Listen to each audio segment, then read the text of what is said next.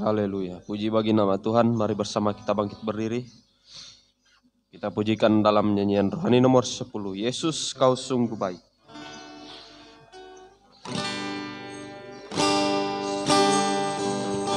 Kau sungguh baik, Yesus, namamu indah, Yesus, ku cinta kau selalu, ku tinggikan, ku agungkan selamanya. Ayat yang kedua. Yesus, ini doaku, Yesus, ini pujianku, Yesus,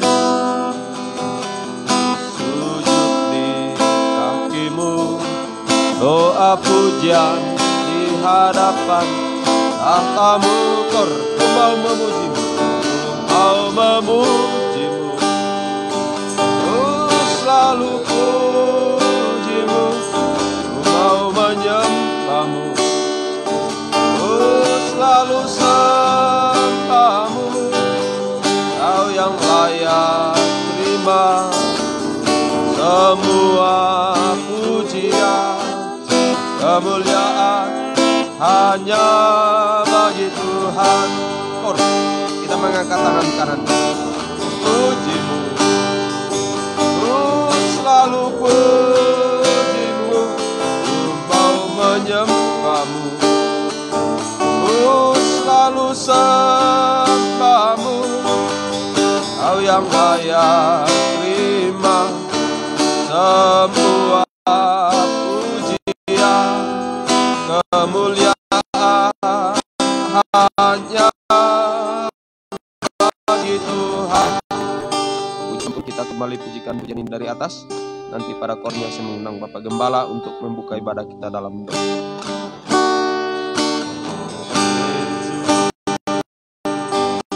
Kau sungguh baik, Yesus, namamu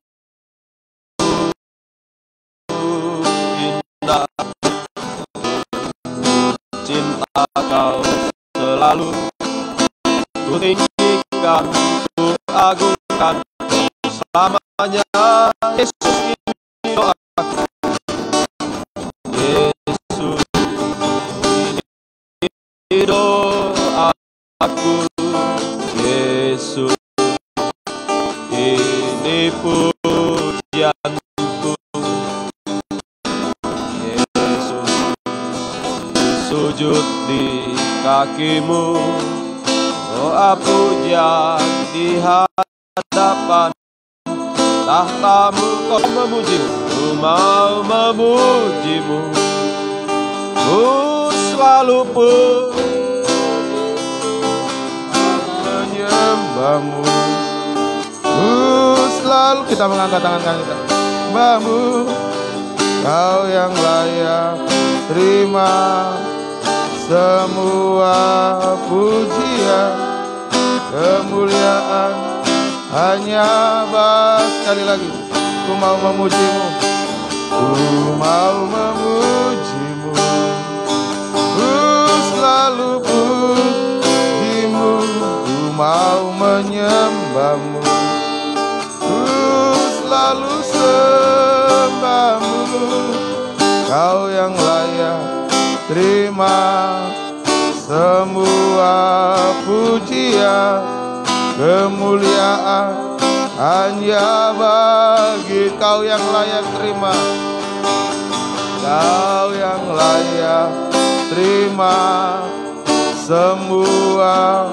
pujian, kemuliaan hanya bagi Tuhan. Haleluya. Terima kasih Tuhan. Kami mau memujimu, selalu memujimu. Engkau yang selalu mengasihi kehidupan kami, yang sudah berkorban nyawa untuk melayakkan kami boleh beribadah melayani Engkau Tuhan. Harga keselamatan kami seharga korban-Mu Tuhan. Sebabnya tak putus-putusnya kami mengucap syukur kepadamu, berterima kasih. Dan jika pada pagi hari ini kami masih diberikan waktu kesempatan untuk beribadah melayani, semua hanya karena kemurahan-Mu Tuhan. Mari Yesus Imam Besar, Engkau hadir dalam ibadah pelayanan kami. Apalah artinya ibadah yang kami gelar tanpa kehadiran Yesus? Ibadah itu adalah sia-sia, hanya suatu kebiasaan. Tetapi kalau Engkau ada di tengah-tengah kami, Engkau sebagai Imam Besar Agung, Engkau mengerjakan pelayanan pendamaian dan pelayanan penyucian bagi kami. Sehingga kami akan kembali tidak dengan tangan yang kosong, tapi kami kembali dengan kehidupan yang sudah disucikan, dibaharui oleh kekuatan firman Roh-Mu dan kasih-Mu. Terima kasih Tuhan. Urapi seluruh pelayan-Mu, mulai dari pemimpin pujian, pemain musik, singer, semua yang terlibat dalam pelayanan, sampai pada pemberitaan firman. Sebentar urapi hamba-Mu, urapi firman-Mu Tuhan. Urapi juga setiap kesaksian untuk memuliakan Engkau, sehingga ibadah kami tidak kering tanpa arti. Ibadah kami boleh berkenan kepada Tuhan. Kuasa-kuasa iblis setan yang mau mengganggu di saat kami beribadah melayani Engkau, mau menggoda, merintangi, menghalangi ibadah kami, apapun bentuknya kami tolak usir semua, yaitu dalam nama Tuhan Yesus. Darah Yesus yang berkuasa memberikan kemenangan bagi kami sekalian. Kebebasan Roh Kudus menjadi bagian kami. Gerakan jiwa-jiwa datang beribadah melayani-Mu, juga gereja lain, persekutuan lain yang beribadah bersama dengan kami. Engkau juga memberkati mereka seperti Engkau berkati kami semua. Jaringan internet, listrik, semua Engkau rapi. Tuhan tolong semua umat-umat yang mengikuti ibadah secara online, Tuhan juga memberkati, mengurapi mereka semua. Terima kasih Tuhan, satukan kami semua dalam satu firman pengajaran benar untuk membawa kami masuk dalam kesatuan tubuh Kristus yang sempurna, siap menyambut kedatangan-Mu sebagai kepala gereja. Inilah doa kami Tuhan. Kami buka habiskan ibadah kami dalam nama Tuhan Yesus Kristus. Kami berdoa mengucap syukur. Haleluya. Amin. Silakan duduk.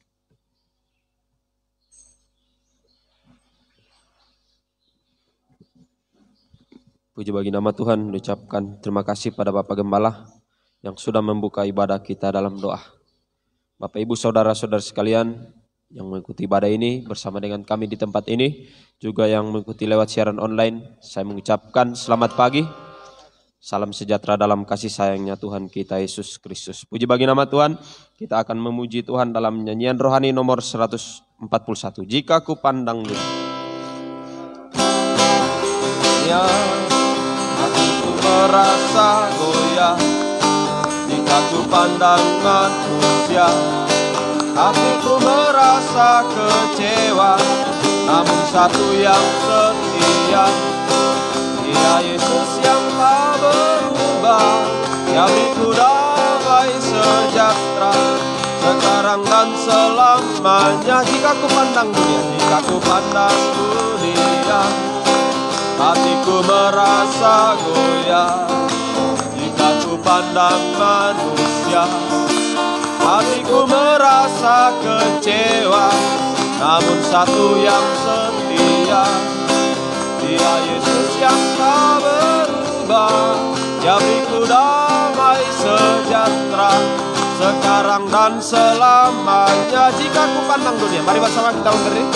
Dunia, hatiku merasa goyah. Jika ku pandang manusia, hatiku merasa kecewa. Namun satu yang setia, Dia Yesus yang tak berubah, yang beriku damai sejahtera sekarang dan selamanya. Jika ku pandang dunia, jika ku pandang dunia, hatiku merasa goyah. Jika ku pandang manusia, hatiku merasa kecewa. Namun satu yang setia, Dia Yesus yang tak berubah, yang beriku damai sejahtera sekarang dan selamanya. Silakan duduk kembali. Puji Tuhan, biarlah kehidupan kita hanya tetap memandang Tuhan, tidak memandang apa yang ada di dalam dunia ini, memandang manusia. Sebab kalau kehidupan kita hanya memandang perkara-perkara di dunia, pasti kehidupan kita kecewa, putus asa sampai kita meninggalkan Yesus. Tapi kalau kita tetap pandang Tuhan, kita tetap akan mendapatkan pertolongan dari Tuhan, mendapat jawaban untuk setiap pergumulan permasalahan kita. Kita lanjutkan pujian kita, pandang saja kepada Yesus. saja kepada Yesus, ya yang penuh cinta. Pandang saja kepada Yesus, ya yang berkuasa. Pandang saja kepada Yesus dengan bersuka. Kita pandang terus pada Yesus, hati terhibur. Pandang saja kepada Yesus, pandang saja kepada Yesus, ya yang penuh cinta. Pandang saja kepada Yesus, ya yang berkuasa. Pandang saja kepada Yesus dengan bersuka.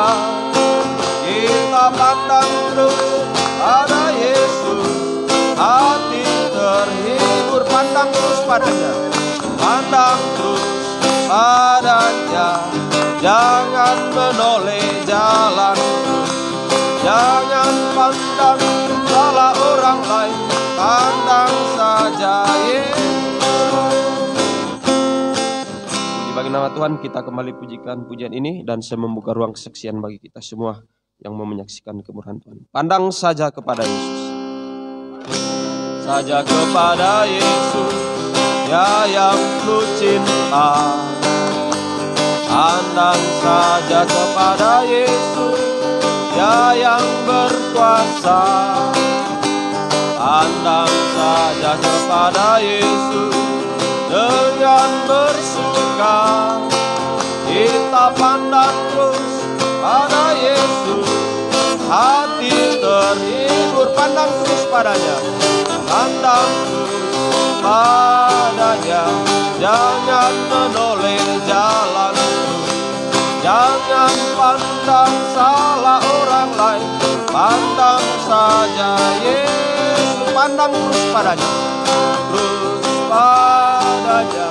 Jangan menoleh jalan, jangan pandang salah orang lain, pandang saja Yesus. Pandang saja kepada Yesus, ya yang penuh cinta. Pandang saja kepada Yesus, ya yang berkuasa. Pandang saja kepada Yesus dengan bersuka. Kita pandang terus pada Yesus, hati terhibur.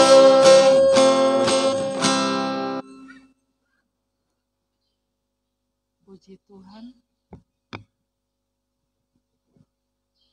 Saya tidak lupa mengucapkan selamat pagi. Selamat kita bertemu dan untuk beribadah kepada Tuhan. Saya juga mengucapkan terima kasih buat kesempatan yang diberikan kepada saya untuk menyaksikan kemurahan Tuhan. Pada hari ini, kalau kita boleh beribadah, semuanya hanya kemurahan dan kasih sayang Tuhan yang boleh kita rasakan pada pagi hari ini. Puji Tuhan, saya berterima kasih kepada Tuhan kalau Tuhan masih beri perpanjangan umur dan memberi kesempatan untuk mendengarkan firman Tuhan pada pagi hari ini. Sebentar saya boleh mendengarkan firman Tuhan dan mendapat koreksi. Dan saya selalu berdoa kepada Tuhan, beri kerendahan hati, kelembutan hati, agar firman Tuhan yang disampaikan oleh hambanya boleh saya terima, boleh mengoreksi kehidupan saya. Pada pagi hari ini saya juga mengucapkan terima kasih kepada hambanya, suami istri, meskipun Tante Cici tidak ada. Saya mengucapkan banyak terima kasih, dan pada hari ini saya selalu mengingatkan pesan Bapak Gembala, di mana kita harus selalu berjuang untuk beribadah kepada Tuhan. Dan itu merupakan dan benar, setelah hambanya meninggal, perjuangan itu untuk melawan keinginan daging, letupan-letupan daging selalu ada terjadi. Waktu sebelum pesan terakhir Bapak Gembala, kita selalu harus berjuang beribadah, untuk selalu mengikuti persekutuan. Kita harus selalu di pesan hambanya terakhir, pokoknya selalu kita harus mendekatkan diri kepada Tuhan agar kita terhindar dari sengsara. Itu yang pesan yang saya dapat terima. Dan benar setelah hambanya meninggal, perjuangan itu kami benar-benar rasakan. Waktu hambanya masih ada, pergumulan itu ada, pergumulan itu ada, tetapi tidak seperti sekarang ini begitu gencar yang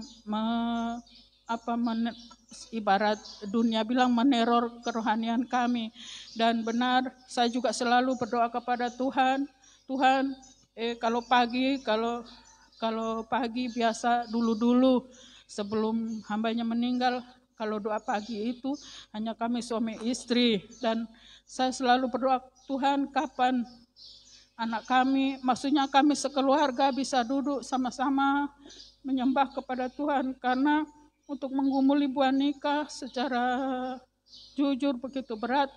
Kalau dulu masih anak-anak dibilang supaya cepat besar, supaya pergumulan itu ringan sedikit, tetapi semakin besar pergumulan itu bukan tambah ringan tapi tambah berat.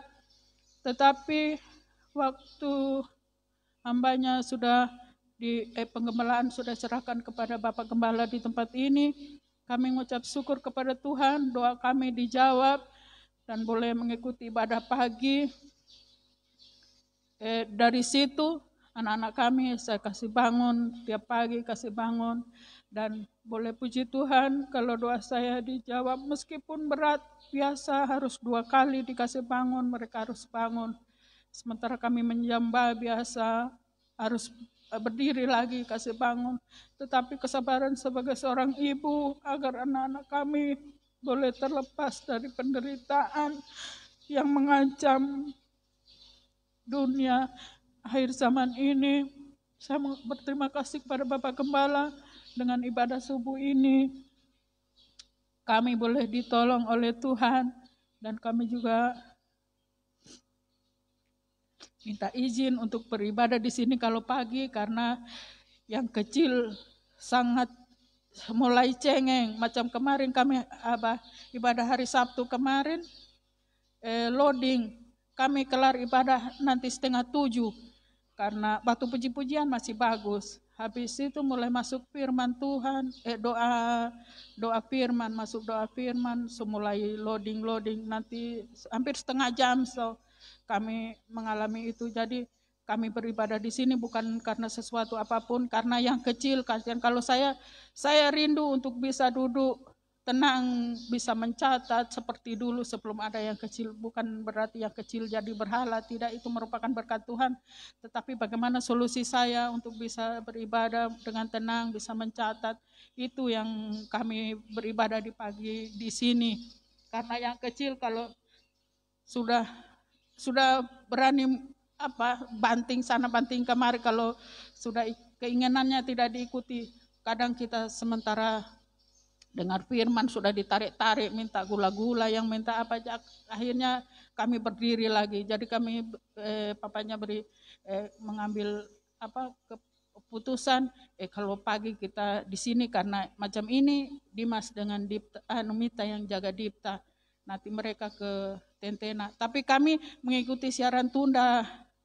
Waktu hari Minggu kemarin kami mengikuti siaran tunda, dan kami merasakan berkat Tuhan, dan kerinduan hati kami setiap kami beribadah, semoga Tuhan menjamah kehidupan saya, kehidupan kami suami istri, juga anak-anak kami. Merupakan kesaksian saya kembalikan kepada pemimpin pujian.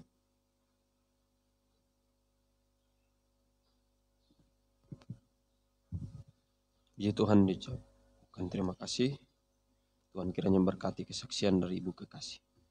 Kita akan segera mendengarkan pemberitaan firman Tuhan. Sebab lewat firman Tuhan segala persoalan pergumulan kita pasti akan dijawab oleh Tuhan. Nyanyian rohani nomor 321. Yesus jawaban. tapi persoalan engkau tak mampu sendiri. Mari datanglah pada Yesus, berikanlah terus selamatmu. Janganlah kau harapkan manusia. Mari bersama kita berdiri. Harapkan manusia, janganlah kau bersandar padanya. Hanyalah Yesus tempatmu mengadu, menuntunmu di jalan yang benar. Serahkanlah semua beban hidup, serahkanlah semua beban hidupmu, serahkanlah semua persoalanmu. Berharaplah hanya pada Yesus, ya yang sanggup mengubah hidup. Janganlah kau harapkan manusia, janganlah kau harapkan manusia, janganlah kau bersandar padanya. Hanyalah Yesus tempatmu mengadu, menuntunmu di jalan yang benar. Kor, pekerjaan selanjutnya saya serahkan kepada Bapak Gembala.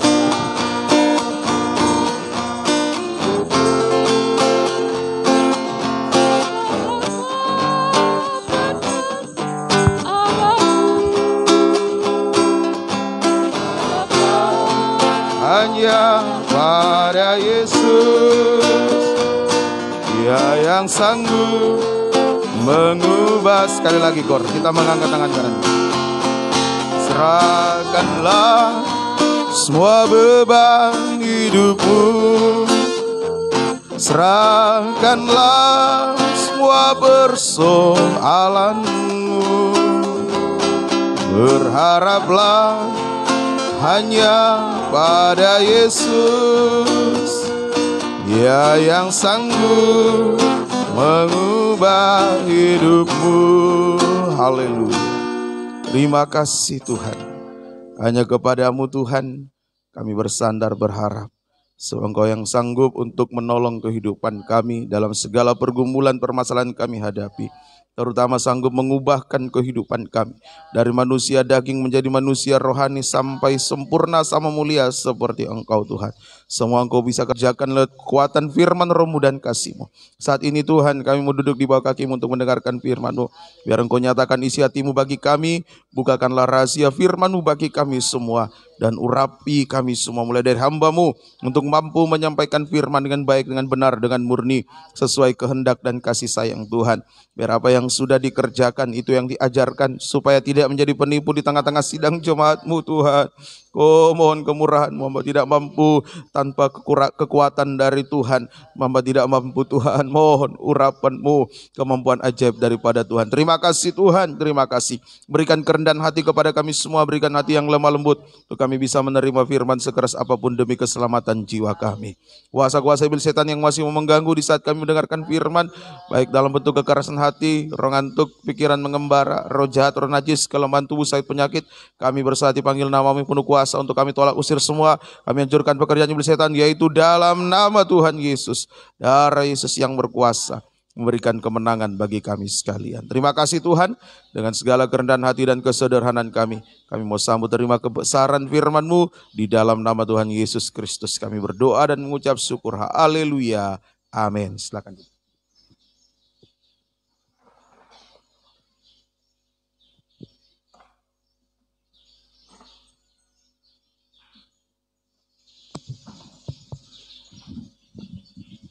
Puji Tuhan, Bapak Ibu kekasih Tuhan, mula pertama saya mengucapkan selamat pagi, salam damai sejahtera di dalam kasih Tuhan Yesus Kristus boleh menyertai kita sekalian Selamat kita mau memandang Tuhan di dalam firman-Nya. Buka hati kita selebar-lebarnya untuk Tuhan, biar Dia garap kerjakan seturut kehendak Tuhan, untuk bentuk kita menjadi bejana kemuliaan sampai kita menjadi sama mulia seperti Tuhan. Kita kembali melanjutkan Injil Markus pasal yang ke-14, ayatnya yang ke-37 sampai ayat yang ke-42. Markus 14 ayat 37 sampai ayat 42. Silakan. Setelah itu ia datang kembali dan mendapati ketiganya sedang tidur. Dan ia berkata kepada Petrus, "Simon, sedang tidurkah engkau? Tidakkah engkau sanggup berjaga-jaga 1 jam? Berjaga-jagalah dan berdoalah supaya kamu jangan jatuh ke dalam pencobaan. Roh memang penurut tetapi daging lemah." Lalu ia pergi lagi dan mengucapkan doa yang itu juga. Dan ketika ia kembali pula, ia mendapati mereka sedang tidur, sebab mata mereka sudah berat dan mereka tidak tahu jawab apa yang harus mereka berikan kepadanya. Kemudian ia kembali untuk ketiga kalinya dan berkata kepada mereka, "Tidurlah sekarang dan istirahatlah. Cukuplah, saatnya sudah tiba. Lihat, Anak Manusia diserahkan ke tangan orang-orang berdosa. Bangunlah, marilah kita pergi. Dia yang menyerahkan aku sudah dekat." Iya, terima kasih, puji Tuhan. Nah, di sini Yesus mengajar kita untuk berjaga-jaga dan berdoa. Ya, salah satu bentuknya adalah doa penyembahan 1 jam. Ya, tujuannya atau kegunaannya supaya kita tidak terseret masuk pembangunan tubuh Babel, gereja palsu, atau mempelai wanita setan yang akan dibinasakan di dalam tempo 1 jam. Nah, jadi tujuan doa penyembahan 1 jam itu supaya kita tidak terseret masuk pembangunan tubuh Babel yang akan dibinasakan dalam tempo 1 jam. Kita baca lagi Wahyu 18 ayat yang ke-17 sampai ayat 20. Dan setiap nahkoda dan pelayar dan anak-anak kapal dan semua orang yang mata pencahariannya di laut berdiri jauh-jauh dan berseru ketika mereka melihat asap api yang membakarnya. Katanya, "Kota manakah yang sama dengan kota besar ini?" Dan mereka menghamburkan debu ke atas kepala mereka dan berseru sambil menangis dan meratap, katanya, "Celaka! Celaka kota besar yang olehnya semua orang yang mempunyai kapal di laut telah menjadi kaya oleh barangnya yang mahal, sebab dalam 1 jam saja ia sudah binasa. Bersukacitalah atas dia, hai sorga, dan kamu, hai orang-orang kudus, rasul-rasul dan nabi-nabi, karena Allah telah menjatuhkan hukuman atas dia karena kamu." Iya, terima kasih. Ya, ini ya. Jadi supaya kita tidak terseret masuk pembangunan tubuh Babel, gereja palsu atau mempelai wanita setan yang akan dibinasakan dalam tempo 1 jam. Nah, pada Wahyu pasal 18 ini ada 3 kelompok yang terseret Babel. Ini yang kita harus jaga, jangan kita menjadi 3 kelompok ini. Kelompok yang pertama adalah kelompok raja-raja, ayat yang ke-9 sampai ayat yang ke-10, itu kelompok pertama. Kelompok raja-raja, saya ulangi sedikit, ini menunjukkan kehidupan yang tidak mau takluk pada Yesus Raja segala raja. Tidak mau diatur oleh Yesus Raja segala raja. Malah melawan Yesus Raja segala raja. Nah, itu kelompok yang pertama. Yaitu sudah berkali-kali saya terangkan. Saya tidak mengulanginya lagi. Kemudian kelompok yang kedua ayat 11 sampai ayat 16. Itu pedagang-pedagang. Pedagang-pedagang, sampai nyawa pun diperdagangkan. Ya, kalau kita lihat sekarang itu yang terjadi, apalagi di tengah pandemi ini. Wah, nyawa itu diperdagangkan. Ya, kamu bilang saja ini virus supaya dapat biaya, itu diperdagangkan semua. Itulah yang terjadi sekarang.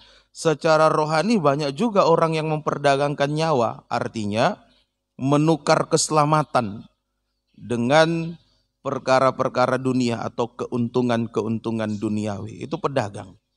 Ya, menukar keselamatan dengan perkara dunia atau keuntungan-keuntungan jasmani. sehingga tidak mau memperdagangkan mina. Ya, tidak mau memperdagangkan mina artinya tidak mau melayani Tuhan, menggunakan talenta yang Tuhan berikan untuk melayani Tuhan. Itu kelompok pedagang sudah diterangkan. Sekarang yang ketiga, kelompok pelaut. Ya, tadi ayat 17 sampai 20. Kelompok pelaut. Nah, kita lihat di sini pelaut-pelaut di sini dengan kapalnya telah menjadi kaya dengan barang-barang Babel. Ya, di ayat yang ke-19, coba baca kembali. Dan mereka menghamburkan debu ke atas kepala mereka dan berseru sambil menangis dan meratap katanya, celaka, celaka kota besar yang olehnya semua orang yang mempunyai kapal di laut telah menjadi kaya oleh barangnya yang mahal. Sebab dalam 1 jam saja ia sudah binasa. Nah, ini pelaut ya, kehidupan yang menggunakan kapalnya dan memperkaya diri oleh kekayaan Babel. Ya.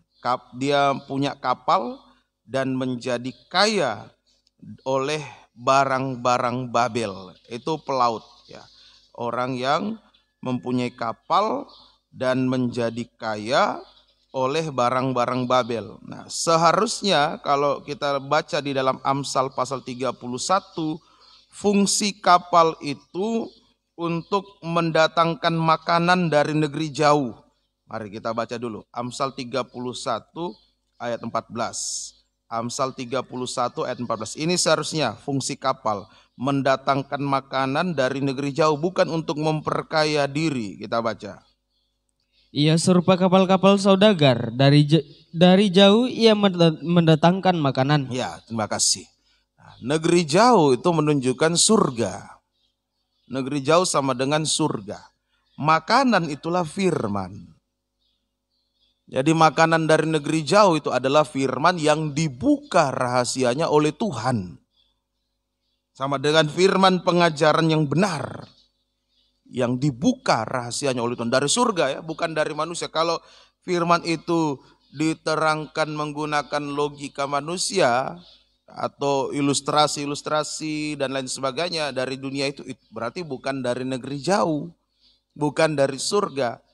Nah, kalau dari surga dibukakan rahasianya oleh Tuhan. Ayat yang satu menerangkan ayat yang lain di dalam Alkitab. Nah, jadi kalau disimpulkan, pelaut adalah kehidupan yang hanya sibuk memperkaya diri sampai mengabaikan kesempatan untuk makan firman. Nah, itu pelaut. Kehidupan yang hanya sibuk memperkaya dirinya, sibuk dengan perkara-perkara dunia, sampai mengabaikan kesempatan untuk makan firman. Ya, kita beribadah ini untuk makan firman, pengajaran yang benar. Mendengar sampai dengar-dengaran pada firman pengajaran yang benar. Apa praktiknya? Yang pertama, praktik pertama, saat pemberitaan firman, hati dan pikirannya mengembara. Seperti pelaut mengembara, hati dan pikirannya mengembara. Hanya tertuju pada perkara-perkara yang jasmani. Mungkin ingat apanya? Ingat babinya kah? Ingat kebunnya kah? Seperti kesaksian satu hamba Tuhan ceritakan.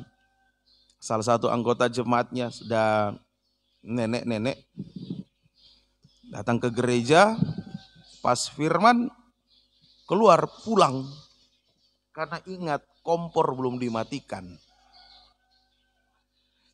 Begitu sampai di rumahnya ternyata sudah dimatikan. Balik lagi ke gereja tapi sudah tidak balik. Karena sudah jauh ya sudah tidak balik lagi di gereja. Ya rugi, ingat kompor belum dimatikan padahal sudah. Nah, itu. Jadi pikiran mengembara, ingat ini, ingat itu, dan lain-lain sebagainya. Itu prakteknya yang pertama. Praktek yang kedua, 2 Korintus 2 ayat 17. Mencari keuntungan jasmani dari pemberitaan firman. Nah, itu yang kedua. 2 Korintus 2 ayat yang ke-17. Sebab kami tidak sama dengan banyak orang lain yang mencari keuntungan dari firman Allah. Sebaliknya, Sebaliknya dalam Kristus kami berbicara sebagaimana mestinya dengan bermaksud-maksud murni atas perintah Allah dan di hadapannya. itu. Kami tidak sama dengan banyak orang lain. Berarti banyak yang seperti itu. Mencari keuntungan dari pemberitaan firman Tuhan. Ya ini, sekarang firman dikomersilkan. Ya, berapa khotbah, bayar berapa, ya itu sudah pelaut. Ya, sudah jadi pelaut seperti itu. Sekian mau melayani di satu tempat, sudah kasih tarif sekian. Nah ini jangan ya. Itu yang kedua, praktik kedua. Dan yang ketiga praktiknya, tinggalkan ibadah pelayanan hanya untuk mengejar keuntungan jasmani. Nah, itu yang ketiga. Tinggalkan ibadah pelayanan hanya untuk mengejar keuntungan jasmani. Akibatnya mengalami kelaparan rohani. Lapar akan firman. Selama ini ada makanan firman dibawa oleh pergumulan seorang hamba Tuhan. Dia bergumul supaya ada makanan dari negeri jauh, tapi tidak dihargai. Maka kehidupan itu akan mengalami kelaparan akan firman. Tidak ada kepuasan lagi. Lapar berarti tidak ada kepuasan lagi. Kepuasan rohani, tidak puas. Dan jangan dianggap biasa seperti ini. Kalau sudah tidak puas secara rohani, lapar akan firman, jangan dianggap biasa. Kenapa? Kelaparan akan firman berakibat fatal dalam nikah. Akan berakibat dalam nikah. Nikah itu akan terganggu. Kalau lapar, ada kelaparan, nikah itu pasti terganggu. Akan terganggu. Kita lihat dua contoh. Nikahnya Abraham terganggu waktu kelaparan. Nikahnya Ishak terganggu juga ketika ada kelaparan. Nah, dua contoh ini. Kita lihat satu persatu. Contoh yang pertama dulu, nikahnya Abraham. Kejadian 12 ayat 10 sampai 16. Jadi mari, ada makanan sekarang makan. Nikmati firman. Kalau tidak nanti terganggu nikah. Kita baca Kejadian 12 ayat 10 sampai ayat yang ke-16.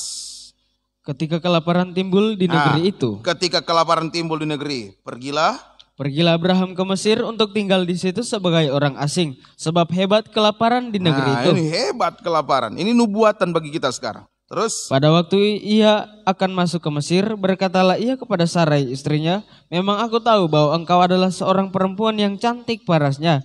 Apabila orang Mesir melihat engkau, mereka akan berkata, itu istrinya. Jadi mereka akan membunuh aku dan membiarkan engkau hidup. Katakanlah bahwa engkau adikku, supaya aku diperlakukan mereka dengan baik karena engkau, dan aku dibiarkan hidup oleh sebab engkau.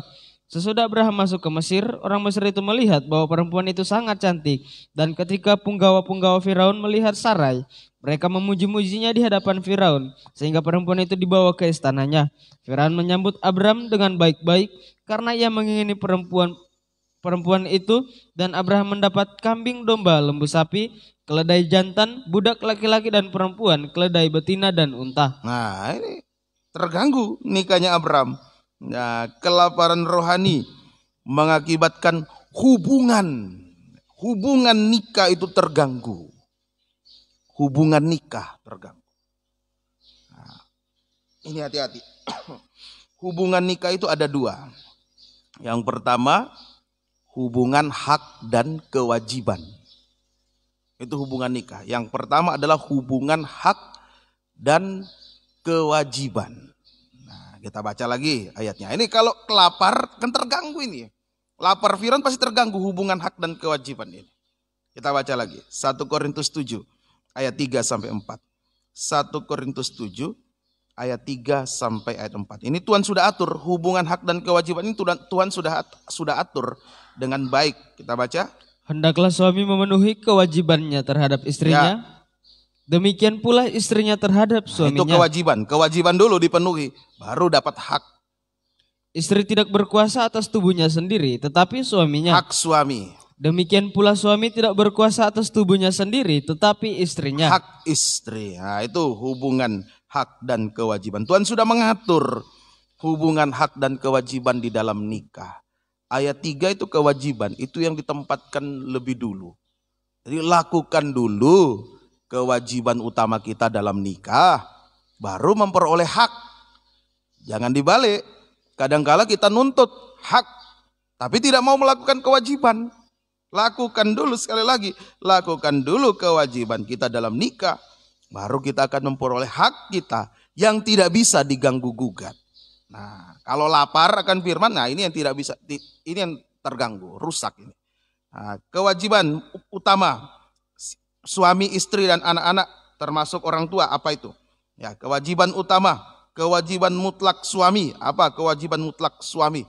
Kewajiban utama yang harus dipenuhi untuk memperoleh haknya. Kita baca lagi.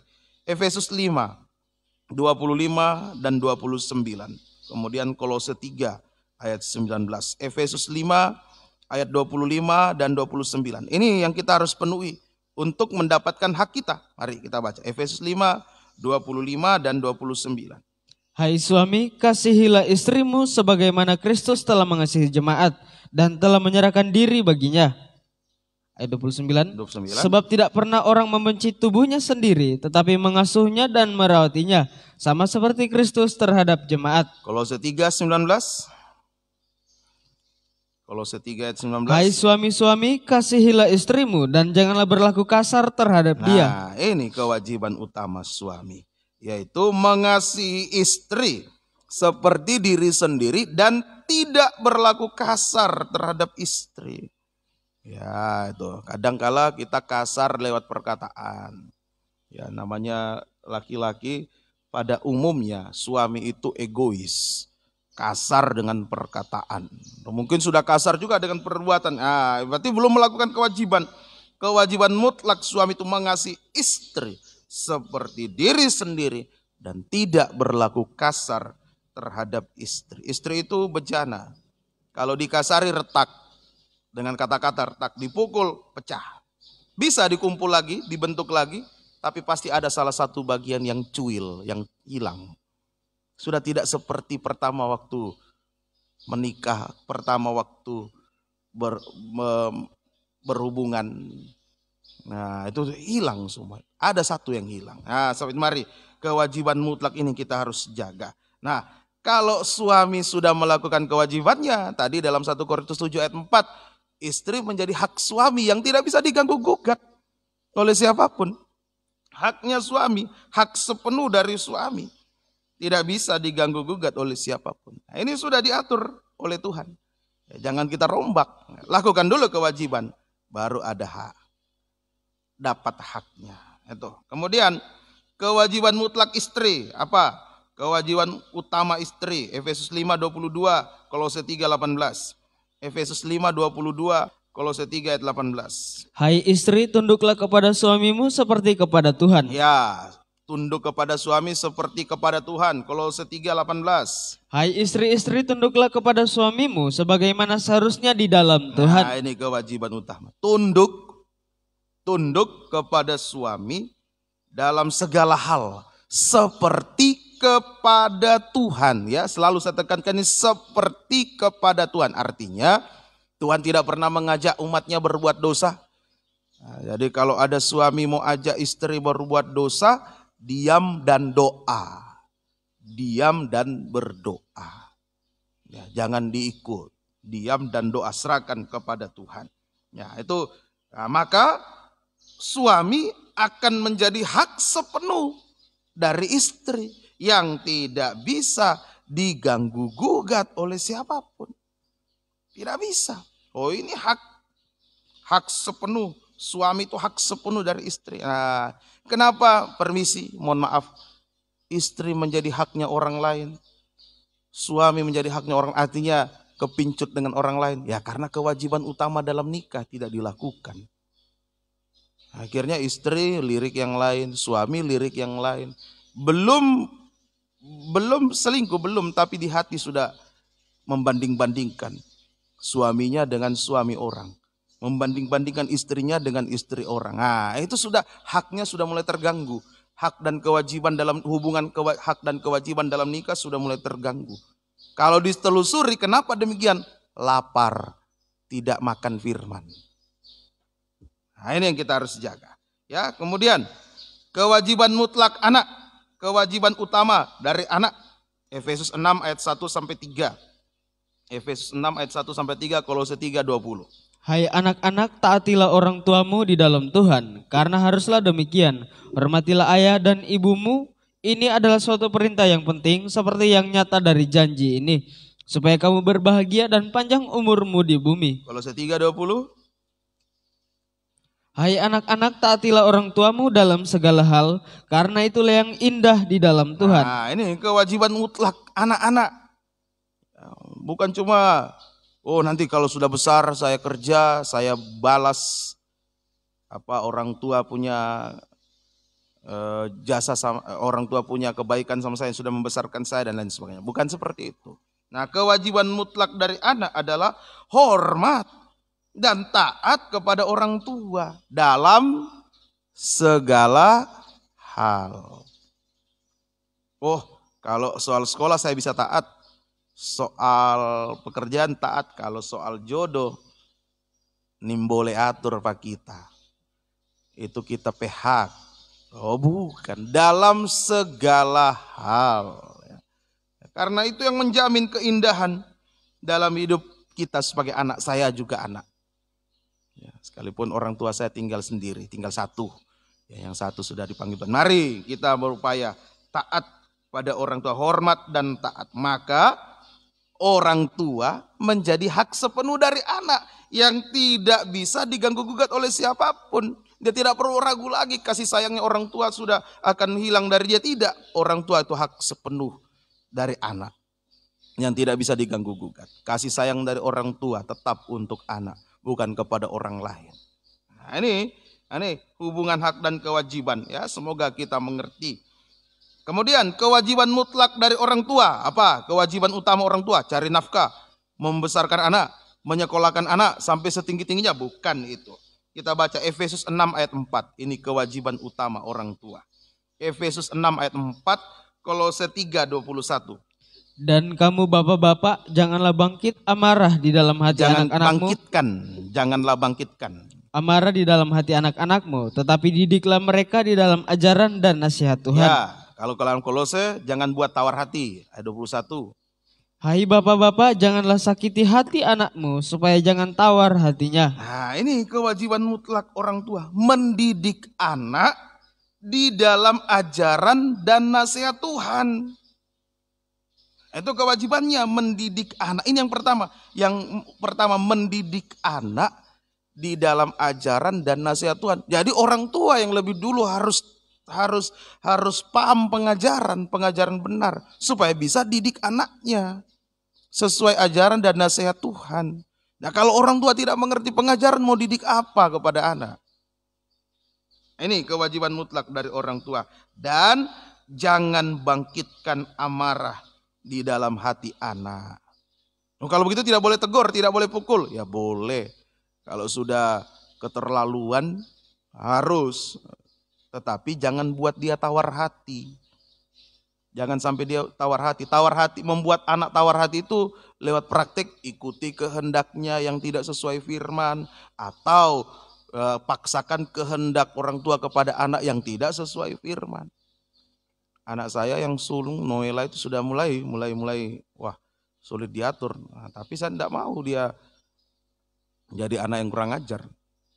Jadi kalau biasanya mama tanya kenapa lagi, sudah diam saja. Saya bawa di kamar itu sudah ada sesuatu yang mau dikerjakan. Tapi tidak sampai hajar bebek, tidak, cuma dinasihati. Kurung saja di kamar. Tidak boleh main di luar kalau tidak dengar-dengaran. Sudah.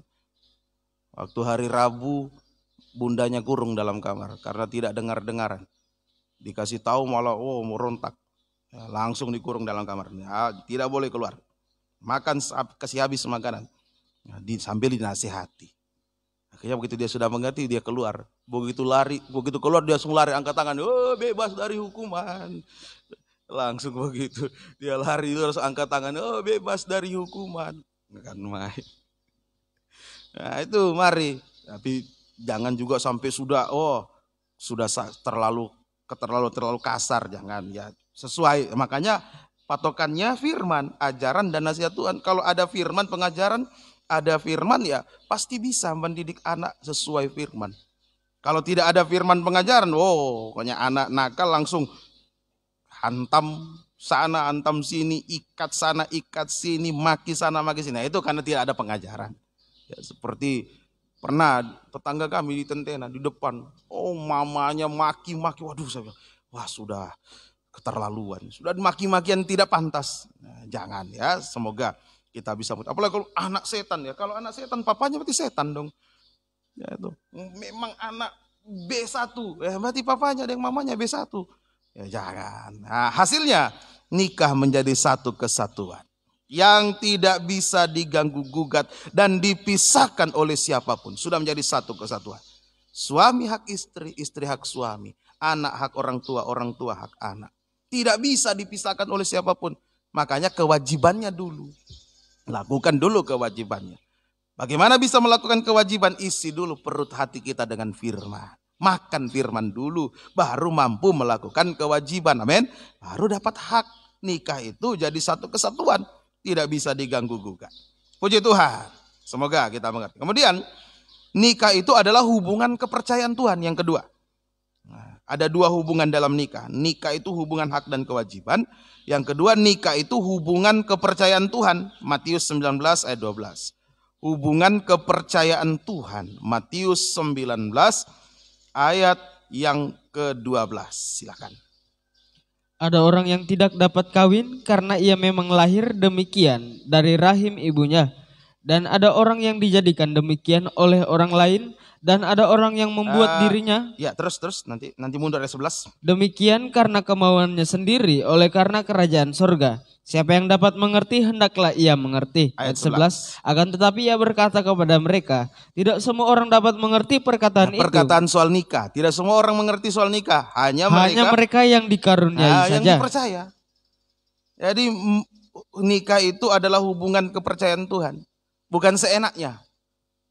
Menikah itu bukan seenaknya. Ada yang dipanggil, di ayat 12 tadi, dipanggil atau dipercaya Tuhan untuk menikah. Kalau dipercaya Tuhan untuk menikah, harus menikah. Kalau tidak mau, hancur. Hancur. Ya. Ada yang dipercaya, dipanggil Tuhan untuk menikah. Kita sudah menikah, sekarang kita yang sudah menikah berarti kita dipercaya Tuhan untuk menikah. Nah, tetapi ada juga yang dipanggil atau dipercaya Tuhan tidak menikah. Ada seperti itu.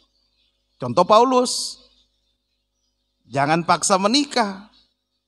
Kalau paksa menikah hancur. Yeremia juga contoh. Tidak boleh menikah. Nah, kalau memaksakan diri hancur. Nah, jadi mari semua itu kepercayaan Tuhan. Ada yang dipercaya menikah, ada yang dipercaya Tuhan tidak menikah. Ya, semoga kita bisa mengerti. Nah, ini ada yang sudah mau menikah juga nanti tahun ini. Anda tahu ini yang menyusul apakah dia dipercaya menikah atau tidak. Mari, ya jangan dipaksakan. Kalau memang kepercayaan harus. Kalau tidak, jangan dipaksakan. Semoga kita mengerti. Akibat kelaparan jasmani, terutama kelaparan rohani. Nah, tadi Abraham menjual hak dan kepercayaan dari Tuhan. Bayangkan dia dapat ternak, dapat budak, tapi istrinya diambil orang. Nah, ini Abraham menjual hak dan kepercayaan dari Tuhan. Kembali ke Kejadian tadi, pasal 12 ayat 16. Ini akibat lapar. Akibat lapar akan firman Tuhan. Kelaparan, Kejadian pasal 12 tadi, ayat 16. Firaun menyambut Abram dengan baik-baik karena ia mengingini perempuan itu. Dan Abraham mendapat kambing domba, lembu sapi, keledai jantan, budak laki-laki dan perempuan, keledai betina dan unta. Nah, ini akibatnya. Oh, jangan terjadi. Ini dulu terjadi kepada Abraham. Juga bisa terjadi kepada siapapun di akhir zaman ini yang mengalami kelaparan rohani. Yang lapar. Hati-hati. Kalau suami dan istri, anak sudah tidak mau makan firman, bosan akan firman, pasti menjual hak dan kepercayaan. Dia pasti menjual hak dan kepercayaan dari Tuhan.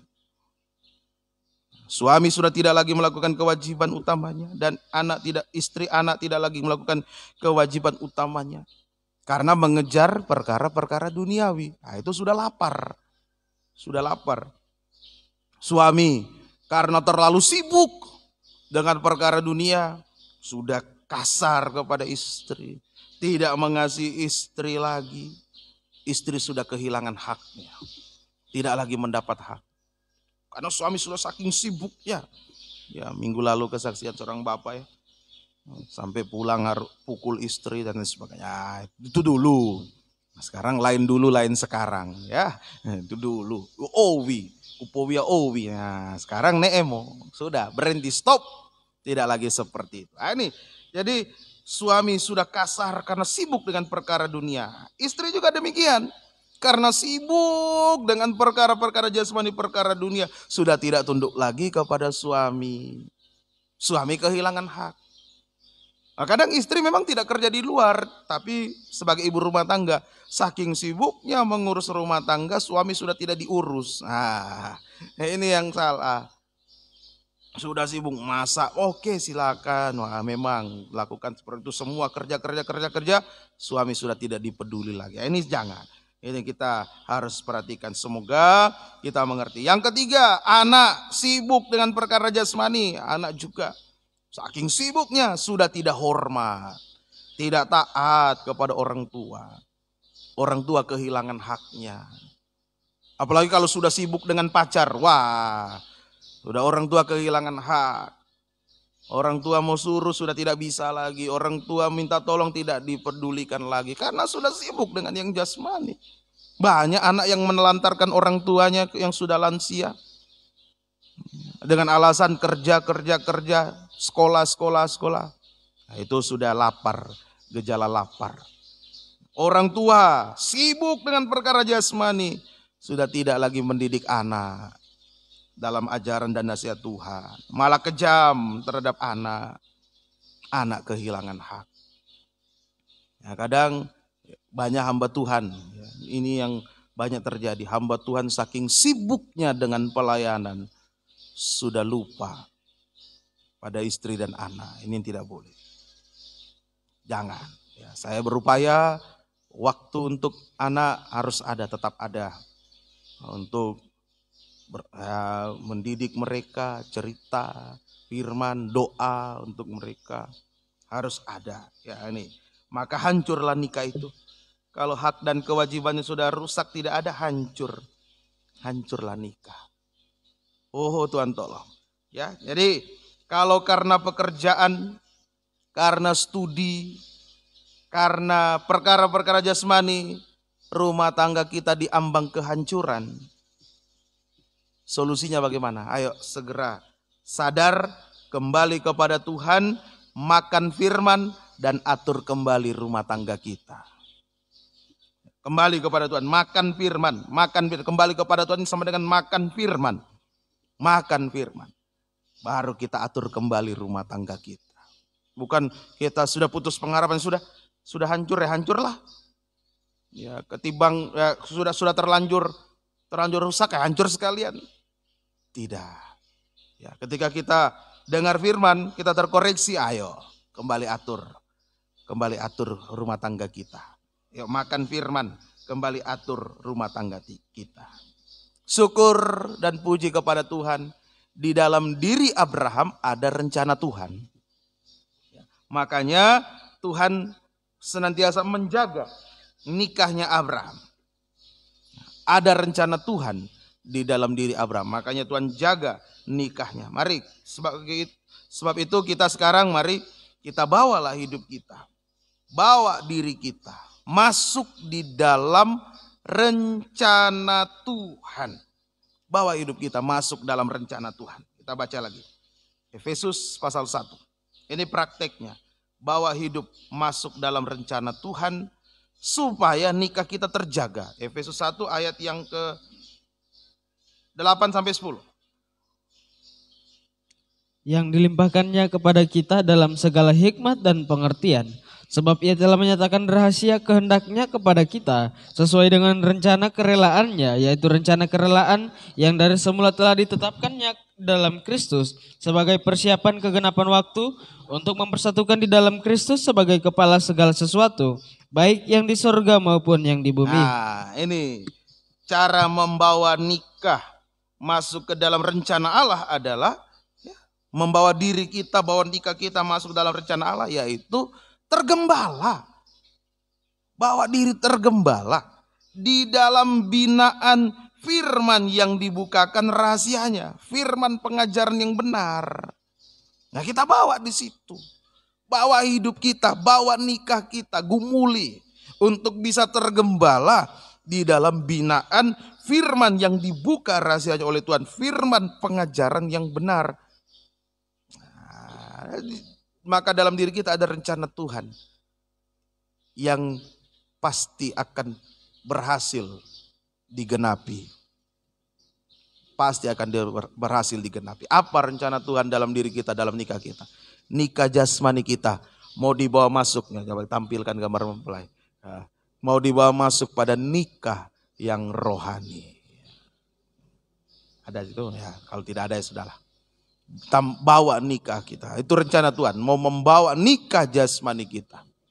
Ya, masuk di dalam nikah yang rohani, nikah yang sempurna. Oh, semoga kita bisa begitu, nikah yang sempurna, nikah yang rohani. Dalam Wahyu 19 ayat yang ke-6 sampai ayat yang ke-9. Puji Tuhan. Nah, dalam penggembalaan di situ kita disucikan. Kita dibaharui secara terus-menerus. Hubungan tadi yang sudah mulai retak, mulai rusak, ya, diperbaiki kembali oleh firman pengajaran benar. Kabar mempelai, amin, diperbaiki kembali. Puji Tuhan. Nah, mungkin sempat terjadi gejolak dalam nikah. Tapi kalau dalam penggembalaan akan segera teratasi. Di luar itu hancur. Tapi dalam kepenggembalaan akan segera teratasi. Kita tidak akan pernah kehilangan hak dan kewajiban kita. Tidak akan selalu kita penuhi di dalam nikah kita. Puji Tuhan, ini biar kita hargai, perhatikan sungguh-sungguh. Hubungan nikah itu adalah hubungan hak dan kewajiban. Hubungan kepercayaan Tuhan. Akan terjaga kalau kita makan firman, tergembala. Kalau lapar itu akan terganggu, rusak. Tuhan tolong kita. Mari. Ini hak ini yang kita harus ingat. Kewajiban itu harus kita ingat. Ya, nih.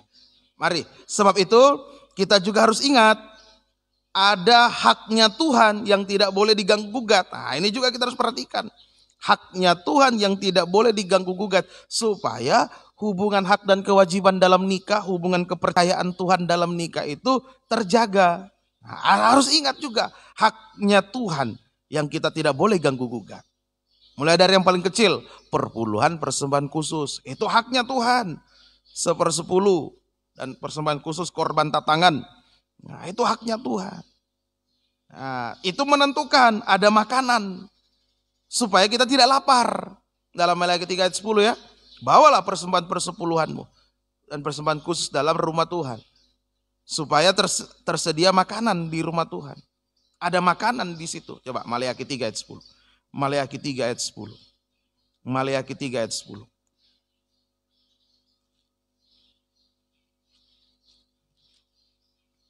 Bawalah seluruh persembahan persepuluhan itu ke dalam rumah perbendaharaan. Ya, perhatikan ya. Coba kembali ulang-ulang dari.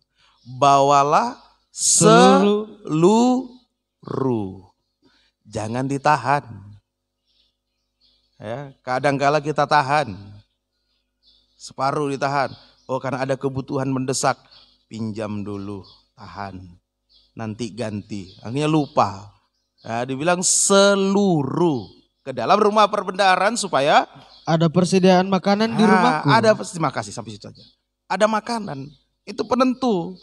Kalau kita tahan, tidak ada makanan, berarti lapar. Sebentar lagi akan kehilangan hak dalam nikah. Nah, itu yang kita jaga.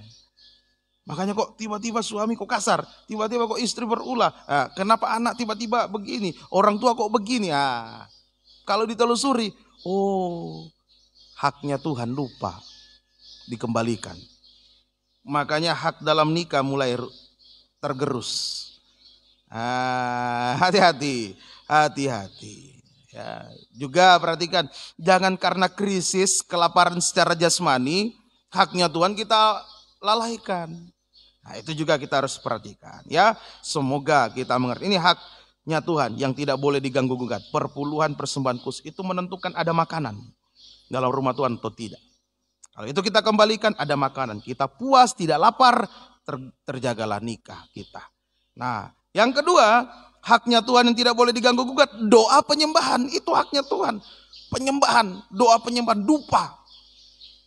Harus kita beri. Ukupan kudus kalau dalam Keluaran 30. Hanya untuk Tuhan. Tidak boleh dibuat untuk dicium oleh orang lain. Jadi penyembahan itu hanya untuk Tuhan. Jangan dirampas. Keluaran 30. Keluaran pasal 30. Keluaran pasal 30. Baca ayat yang ke 37, 38. Dan tentang ukupan yang harus kau buat menurut campuran yang seperti itu juga, janganlah kamu buat bagi kamu sendiri. Itulah bagian untuk Tuhan yang kudus bagimu.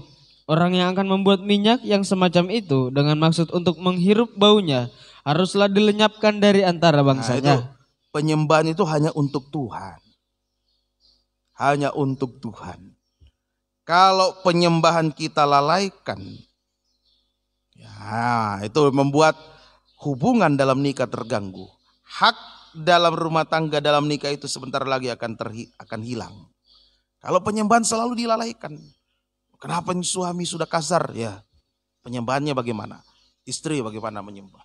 Oh, istri kok semakin melawan tidak tunduk. Nah, suami bagaimana penyembahannya? Anak-anak kok lawan orang tua kok kejam sama anak ya. Penyembahannya bagaimana? Ini doa penyembahan ini yang harus kita perhatikan, jangan dilalaikan. Jangan dilalaikan. Kalau kita lalaikan itu gejala bahwa kita dalam kelaparan rohani. Sebentar lagi kehilangan hak. Kehilangan hak dalam nikah. Ingat, penyembahan itu untuk Tuhan. Kami sebagai gembala tidak boleh merampas penyembahan untuk Tuhan. Banyak kali pendeta merampas penyembahan yang untuk Tuhan. Buktinya apa? Ketika dipuji-puji oleh jemaat, apalagi kalau sudah dikultus individukan, bangga, sombong, merasa sudah semakin hebat. Nah, itu jangan. Itu sudah merampas penyembahan untuk Tuhan. Akhirnya terganggu nikah, terganggu semuanya. Jemaat juga ya, saya mohon tidak usah dipuji-puji gembala. Puji Tuhan saja, puji firman. Kalau memuji-muji gembala nanti bahaya, bisa jatuh. Jemaat gembala bisa jatuh. Ya, mungkin untuk satu kali dipuji dia tahan. Tapi lama-lama kalau dipuji-puji terus, lama-lama bangke mowonya. Lama-lama sudah, semakin meremehkan yang lain, pendeta yang lain. Melihat yang lain dengan sebelah mata. Tanpa disadari haknya dalam nikah itu sudah mulai tergerus. Sudah tergerus. Nah, ini yang kita jaga. Kita jaga. Tuhan tolong kita. Yohanes pernah salah. Bukan Tuhan yang dia sembah, malaikat yang dia sembah. Untung malaikatnya tidak sombong. Malaikatnya itu tidak makan puji. Langsung dia cegah. Jangan sembah aku. Sembahlah Tuhan. Malaikat itu gambaran gembala. Tuhan tolong. Ya, semoga kita. Dan hak yang paling besar adalah mempelai wanita Tuhan. Ini hak yang paling besar. Mempelai wanita Tuhan. Untuk menjadi mempelai wanita Tuhan, lewat kabar mempelai, pengajaran yang benar. Jangan diotak-atik. Jangan diotak-atik ini, pengajaran ini. Jangan ditambah kurang lagi. Jangan. Supaya nikah kita tetap sesuai firman, tetap sesuai kabar mempelai. Mengarah pada nikah yang benar, nikah yang sempurna, nikah yang rohani. Menjadi mempelai wanita Tuhan. Sebab sekarang ini pengajaran ini yang mau diotak-atik. Anggaran dasar yang lama yang berdasarkan pengajaran sudah mau dihempaskan. Mau diisi yang baru, yang sudah tidak sesuai firman. Nah, saya buka saja supaya sidang jemaat juga bantu doa. Supaya bantu doain kami berjuang, sementara perjuangkan ini. Supaya anggaran dasar, anggaran rumah tangga tahun 1970 yang disusun oleh para pendahulu, pengajar-pengajar kabar mempelai ini tidak dirombak. Nah, doakan. Kami masih berjuang, terus berjuang. Makanya salah satu penyebab kenapa saya cepat-cepat ditabiskan waktu hari Minggu, kok langsung tiba-tiba hari Minggu ditabiskan ini, karena ini masalah ini. Saya buka saja ya supaya jemaat-jemaat bisa terus doakan, bantu doa. Nah, ini sebab sekarang ini mau dirombak, sampai ada yang bilang GPT bus yang besar sekarang. Jangan pakai mesin lama, tidak mampu. Nah, itu logika manusia, bayangkan sampai bisa seperti itu. Mesin lama tidak akan mampu, ganti mesin baru. Wah, ini mari, ini yang di otak-atik sekarang ini. Mau ditambah sini, kurang ini. Oh, ini tidak sesuai zaman, harus begini, harus begitu. Wah, itu tidak akan pernah jadi mempelai. Tidak akan pernah menjadi mempelai wanita Tuhan. Oh, semoga kita mengerti. Puji Tuhan. Ini tentang nikah Abraham ya. Mari kita harus bawa nikah kita, diri kita tergembala dalam binaan firman pengajian benar.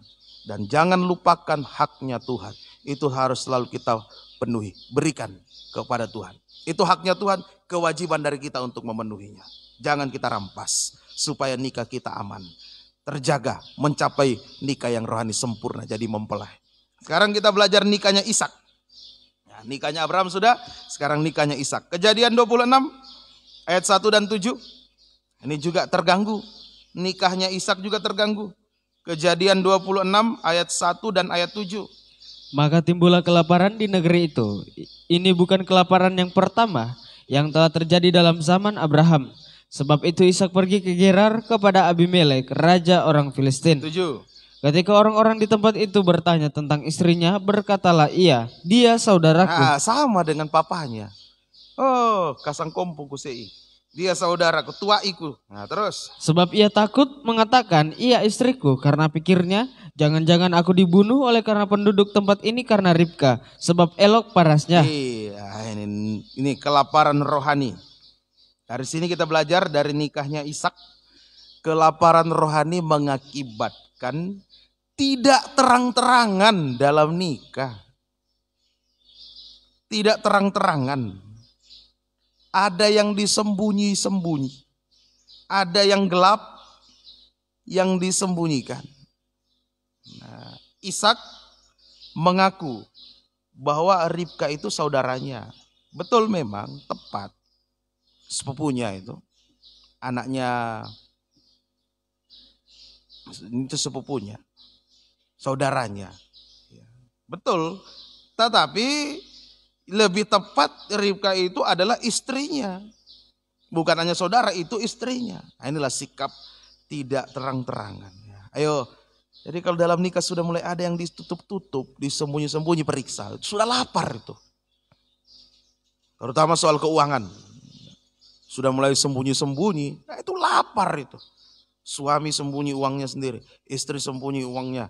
Nah, tidak disatukan, lapar. Kalau istri saya sangat teliti soal keuangan, saya kadang yang ceroboh.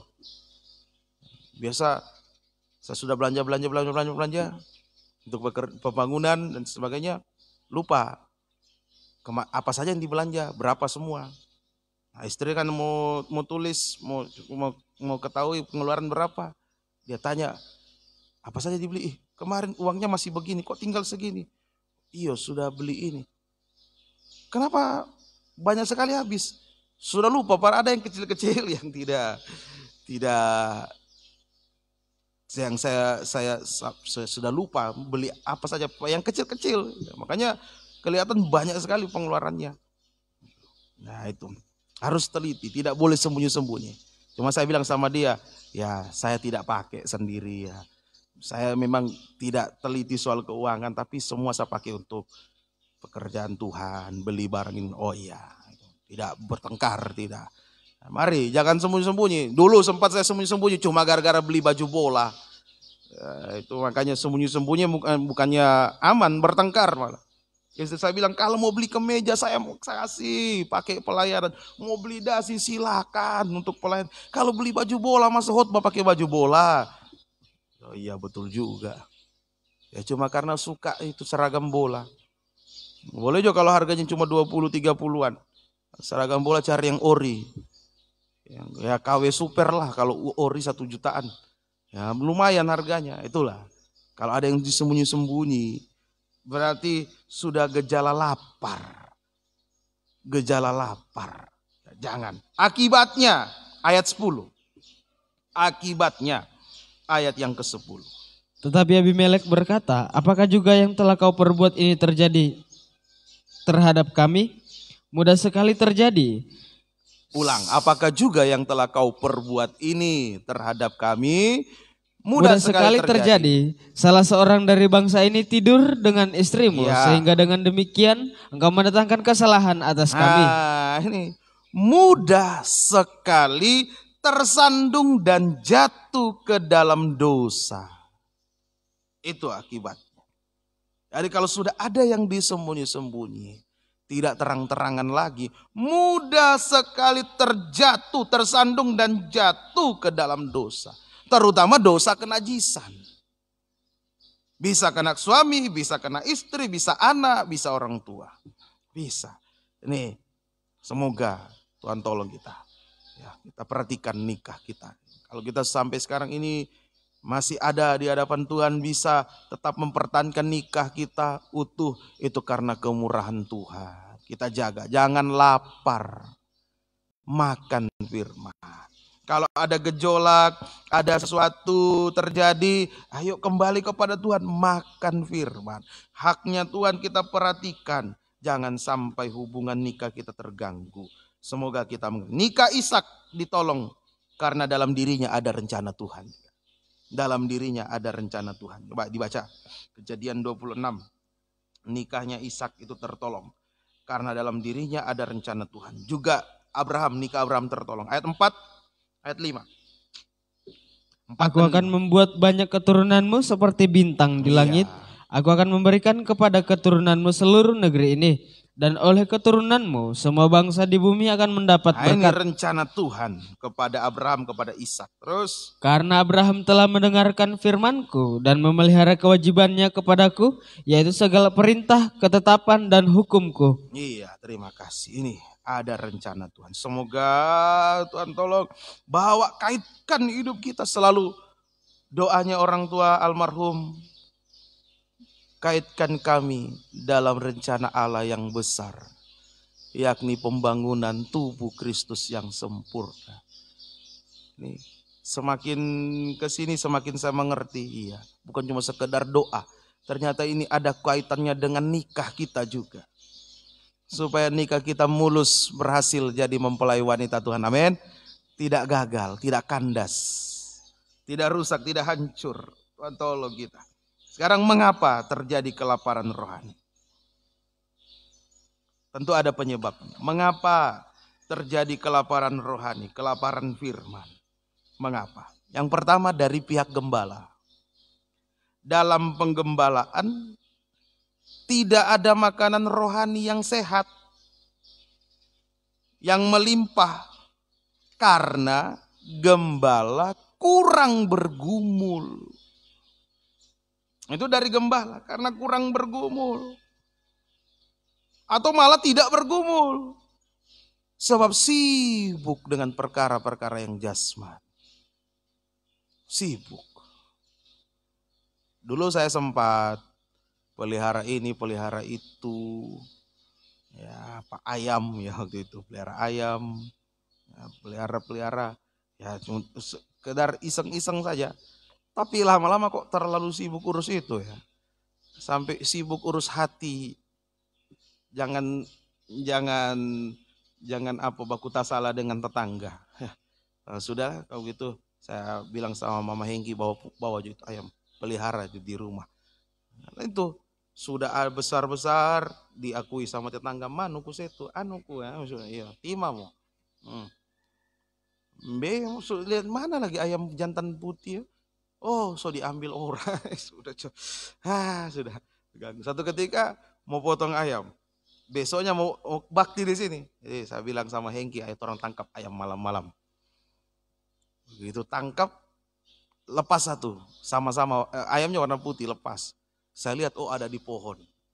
Bawa tongkat, taruh akang apa itu apa namanya serabut kelapa, taruh bawang merah. Ayamnya so mabuk, seturun situ, tarik ke bawah. Buka, ada tetangga buka pintu. Om, saya ayam itu. Oh iya, kasih pulang. Sama putih, ternyata ayamnya orang. Ini kalau urus begini, mengganggu pasal 1 ayat 2 terganggu dengan ayam. Sampai pas ibadah masuk di dalam, aduh, ribut lagi. Nah, sudah bawa pulang saja. Nah, jangan nanti saya terganggu, persiapan so tidak ada. Cuma gara-gara peteok. Nah, sudah hilang pasal 1 ayat 2. Nah, ini terlalu sibuk dengan yang jasmani. Sampai lupa untuk persiapan. Sampai sudah tidak berdoa lagi. Tidak bergumul untuk cari pembukaan rahasia firman. Itu kesalahan yang dari pihak gembala. Sehingga jemaat lapar. Yang kedua, penyebab yang kedua, dalam penggembalaan sudah ada makanan. Gembala sudah bergumul, sudah ada makanan. Nah, tapi jemaat yang tidak menghargai. Ini kesalahan dari jemaat. Jemaat tidak menghargai. Gembala sudah bergumul, berdoa, puasa. Tuhan sudah beri. Diberitakan, tapi jemaat tidak menghargai. Ini. Jadi sama-sama dikoreksi ya. Sama-sama dikoreksi. Gembala dikoreksi, jemaat juga dikoreksi. Sama-sama kita bergumul, menangis supaya ada pembukaan rahasia firman. Banyak tangisan kita di dunia ini menangis karena masalah-masalah yang ada di dunia.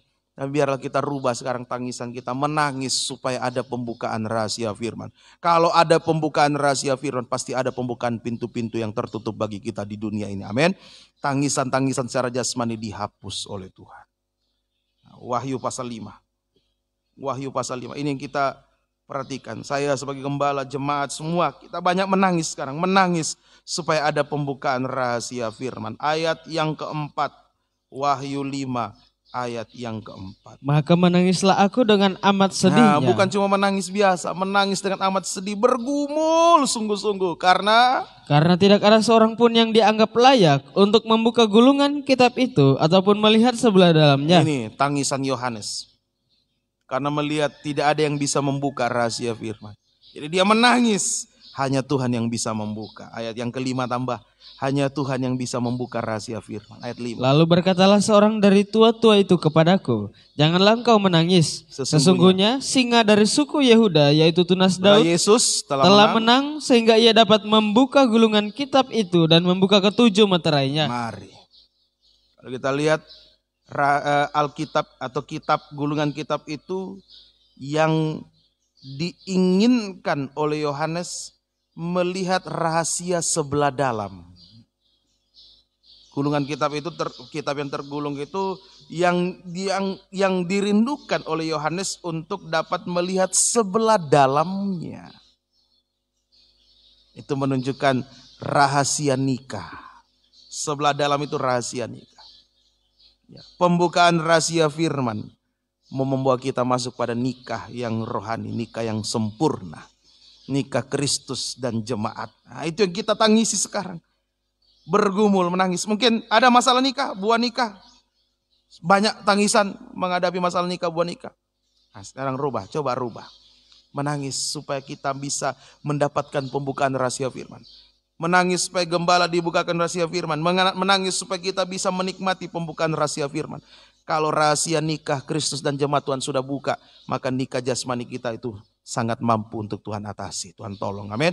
Masalah apapun Tuhan selesaikan. Tepat pada waktunya. Tepat pada waktunya. Jadi nikah dan firman dan penggembalaan tidak bisa dipisahkan. Nikah tanpa firman, tanpa tergembala bisa hancur rusak. Tapi nikah yang hancur, yang rusak, kalau mau mendengar firman, mau tergembala, bisa dipulihkan. Bisa ditolong. Jadi nikah dan firman dan penggembalaan sekali lagi tidak bisa dipisahkan. Tidak bisa dipisahkan. Makanya bagi kita sekalian, termasuk saya, ada dua hal utama yang kita harus perhatikan. perhatikan nikah dan perhatikan di mana kita tergembala. Ada makanan firman atau tidak? Itu yang menentukan kemana kita mau dibawa. Masuk nikah yang rohani sempurna jadi mempelai atau nikahnya setan, Babel.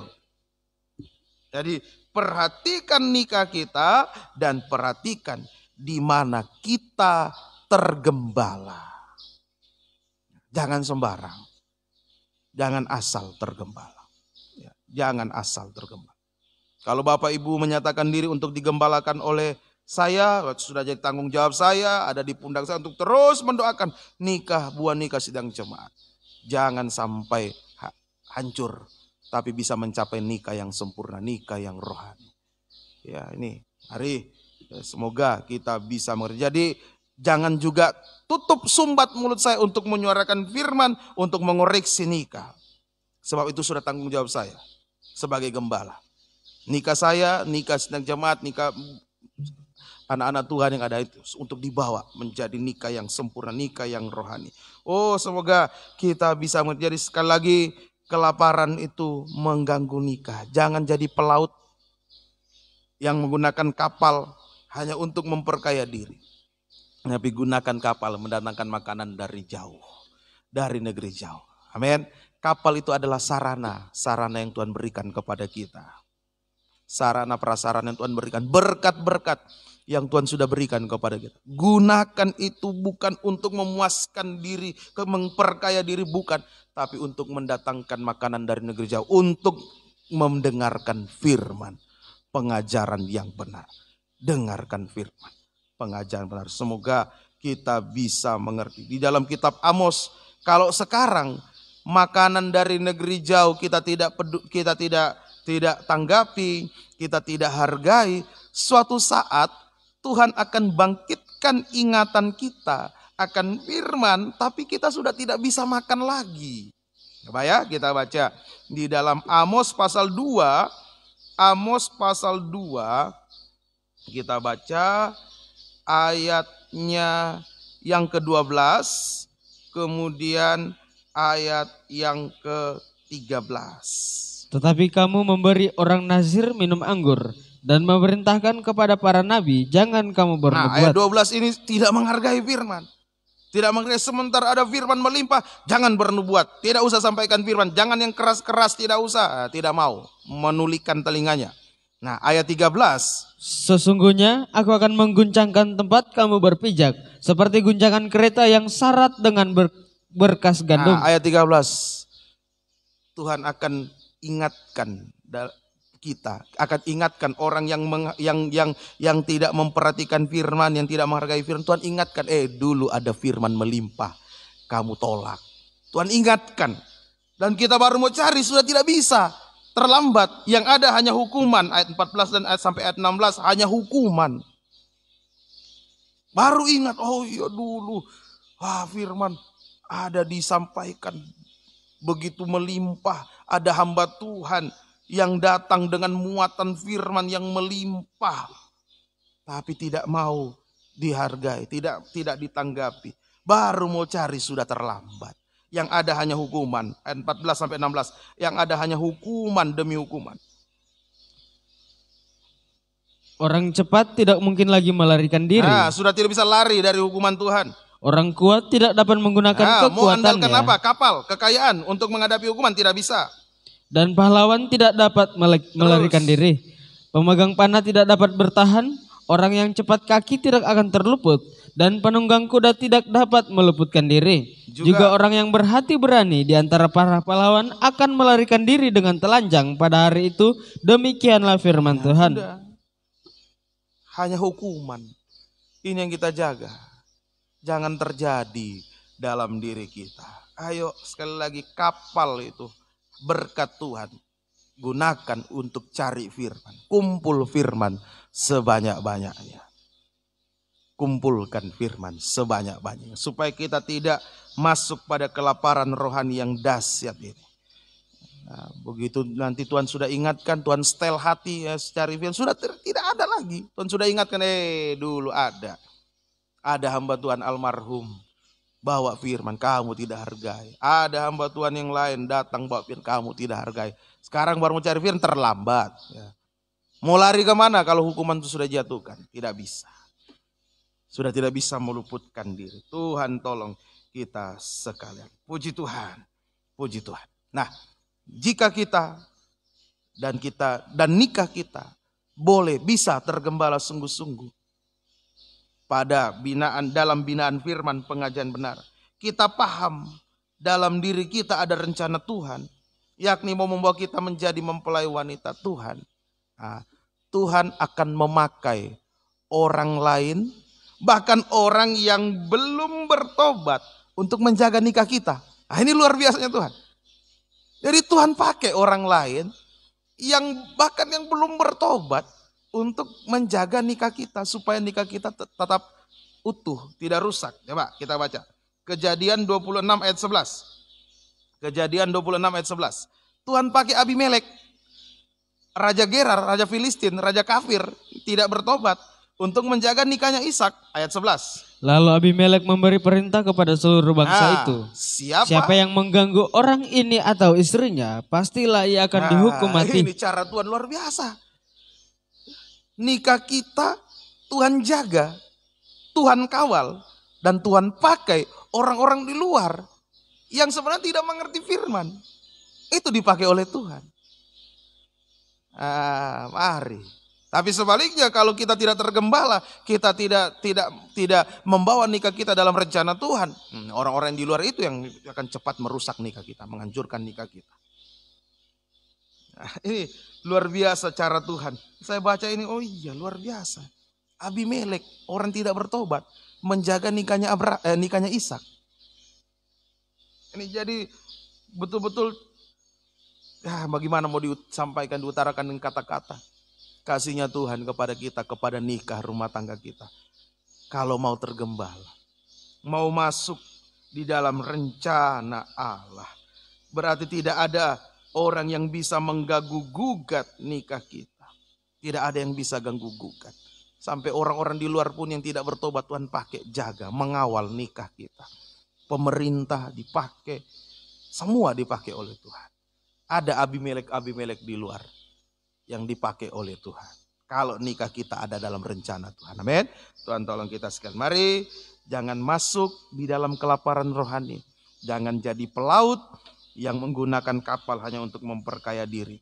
Tapi biar kita gunakan berkat-berkat yang ada untuk tergembala. Untuk menikmati firman Tuhan. Firman pengajaran yang benar. Nikah kita terjaga. Nikah kita yang sudah rusak pun bisa diperbaiki kembali. Tidak ada yang siapapun yang bisa mengganggu-gugat nikah kita. Nikah kita mau dibawa masuk pada nikah yang sempurna. Pesta nikah anak domba Allah. Ayat yang terakhir, ya, Wahyu 19. Wahyu 19. Kita baca ayat yang ke-6 sampai 9. Lalu aku mendengar seperti himpunan besar orang banyak, seperti desau air bah, dan seperti deru guruh yang hebat katanya, haleluya, karena Tuhan Allah kita yang maha kuasa telah menjadi Raja. Marilah kita bersukacita dan bersorak-sorai dan memuliakan Dia, karena hari perkawinan anak domba telah tiba, dan pengantinnya telah siap sedia. Dan kepadanya dikaruniakan supaya memakai kain lenan halus yang berkilau-kilauan dan yang putih bersih.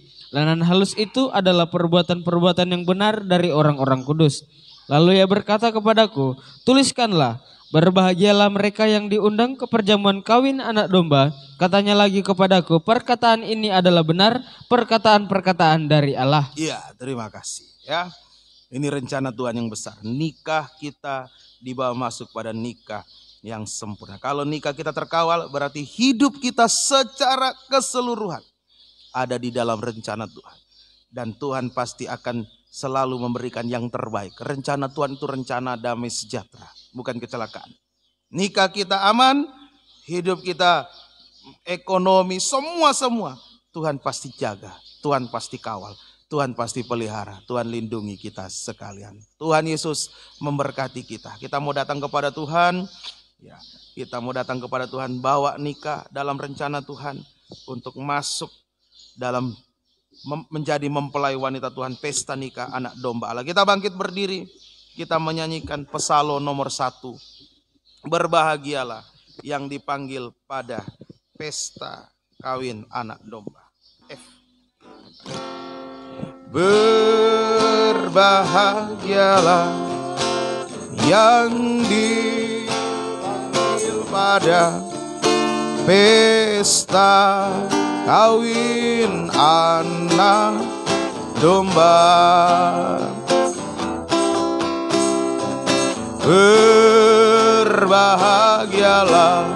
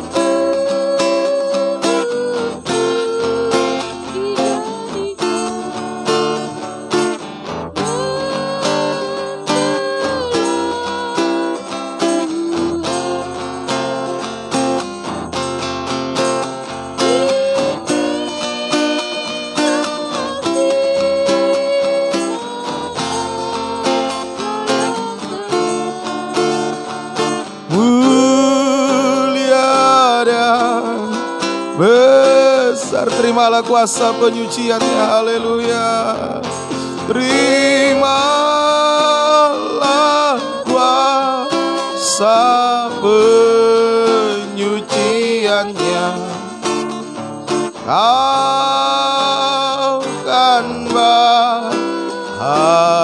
Berbahagialah yang dipanggil pada pesta kawin anak domba.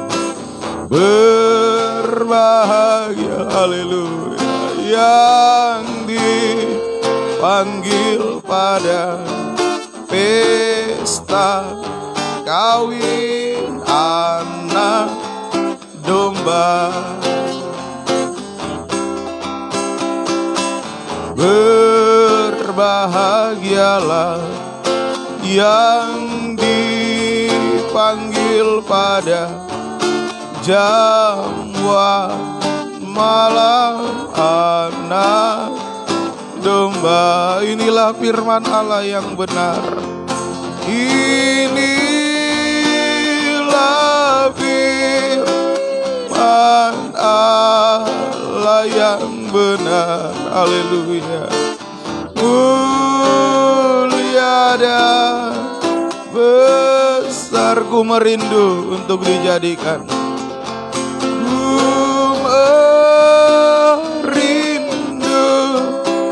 Untuk dijadikan mempelai Tuhan, mempelai Tuhan. Terimalah kuasa penyuciannya,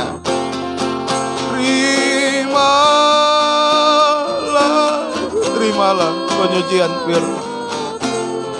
Yakinlah bahwa dalam diri kita, dalam nikah kita ada rencana Allah yang besar. Tuhan pasti mengawal, menjaga dengan bersenandung dengan ukur. Haleluya. Kalau sempat ada gejolak, hubungan sudah terganggu, hubungan hak dan kewajiban, hubungan kepercayaan, ya segera kembali kepada Tuhan. Segera makan firman, segera koreksi diri, bukan untuk saling mempersalahkan. Haleluya, haleluya. Ini proyek Allah yang besar, mau membawa nikah kita mencapai nikah yang sempurna. Haleluya, lagi, haleluya, haleluya.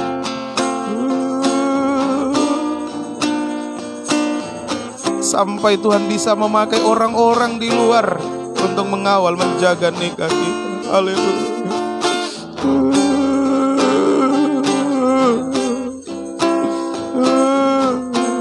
Haleluya, haleluya, haleluya. Mari kita serahkan hidup kita, nikah kita, buah nikah kita dalam rencana Allah yang besar. Angkat dua tangan. Haleluya, haleluya. Kita berseru-berserah kepada Tuhan.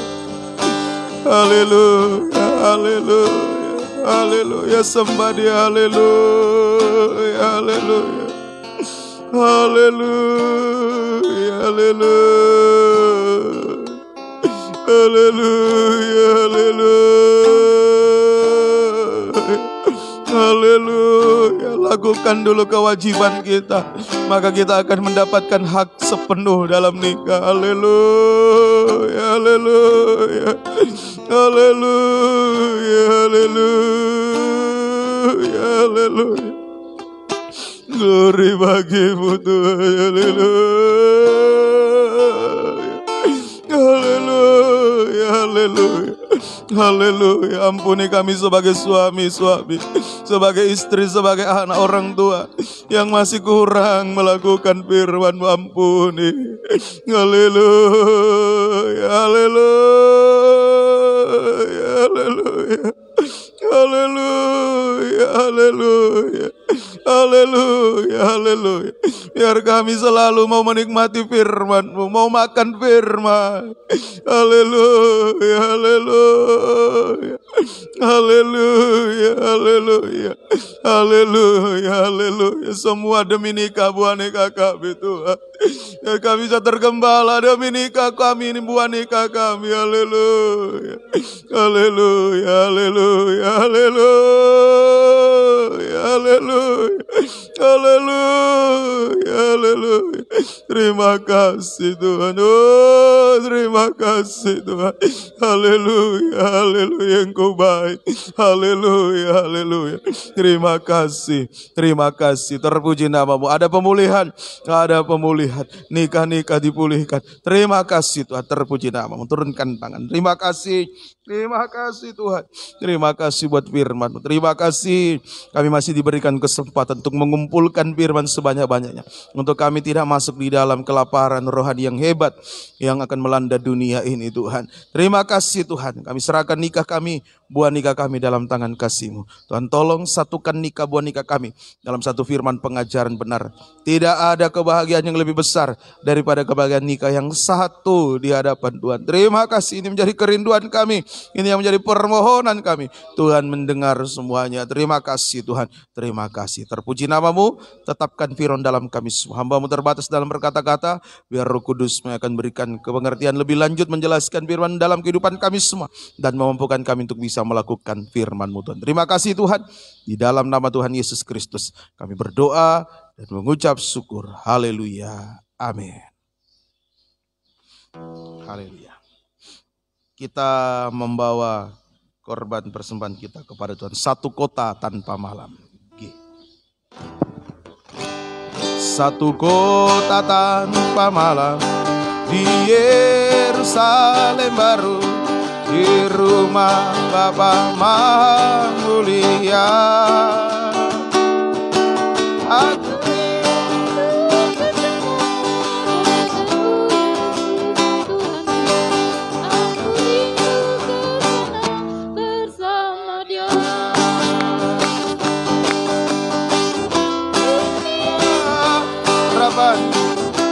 tujuan di hidupku, dalam hidupku ingin bertemu Yesus Tuhan.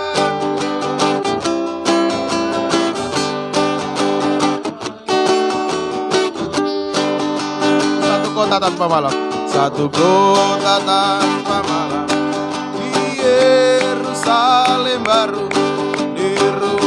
Bapa Maha Mulia.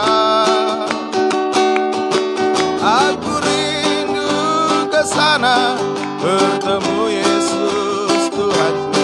Aku rindu ke sana bersama Dia. Inilah harapanku, tujuan di hidupku, dalam hidupku bertemu Yesus Tuhanku, Raja damai Raja damai dalam hidupku. Puji Tuhan. Tuhan Yesus memberkati. Persembahan Bapak Ibu kasih dalam Tuhan. Ibadah kita hari Kamis doa penyembahan jam 4 sore, hari Jumat pendalaman Alkitab perjamuan suci jam 4 sore. Juga tetap ada kerja tukang dari hari Selasa sampai hari Jumat. Tuhan Yesus memberkati. Kita bangkit berdiri, kita akhiri ibadah. Kita berdoa. Kami mengucap syukur, terima kasih buat kebaikan kemurahan Tuhan sudah memberkati dalam ibadah kami pada pagi hari ini. Tetapkan firman dalam kami, mampukan kami untuk melakukan praktikan firman-Mu Tuhan. Dan Tuhan memberkati juga segala pengorbanan umat-Mu, baik waktu, tenaga, harta, karena Engkau, karena firman-Mu, Kau balas memberkati. Kaitkan semua masuk dalam rencana Allah yang besar, yakni pembangunan tubuh Kristus yang sempurna. Ingat kami saat Engkau datang kembali, jangan ada satupun yang tertinggal binasa. Kerinduan kami bersama keluarga kami bisa menyambut kedatangan-Mu di awan-awan yang permai. Terima kasih Tuhan, terima kasih. Segala apa yang kami pergumulkan, kami percaya Engkau setia mendengar, setia memberikan jawaban yang pasti bagi kami semua. Yang sakit ampuni, jamah sembuhkan, dalam pencobaan berikan kemenangan, yang susah Engkau hiburkan. Tuhan tolong semuanya, nama Tuhan dipuji, dipermuliakan. Terpuji namamu, kami akan kembali ke rumah masing-masing, jaga serta lindungi di perjalanan, tiba dengan selamat tanpa kekurangan suatu pun, dan kembalikan di waktu-waktu ibadah yang akan datang dengan setia, tekun beribadah melayani, bersaksi membawa jiwa-jiwa datang kepada Tuhan. Ibadah di tentena sebentar juga Engkau berkati, bukakan rahasia firman-Mu sebagai pembuka jalan segala sesuatu. Terima kasih Tuhan. Kekasih-kekasih Tuhan, terimalah berkat anugerah dan sejahtera dan cinta kasih sayang dari Allah Bapa, Anak Allah dan Allah Roh Kudus di dalam nama Tuhan Yesus Kristus menyertai kita sekalian mulai saat ini sampai Yesus datang kembali sebagai mempelai pria surga menjemput kita mempelai wanitanya yang sempurna. Kami akhiri ibadah kami dalam nama Tuhan Yesus Kristus. Kami berdoa dan mengucap syukur. Haleluya. Amin. Selamat pagi. Tuhan Yesus memberkati.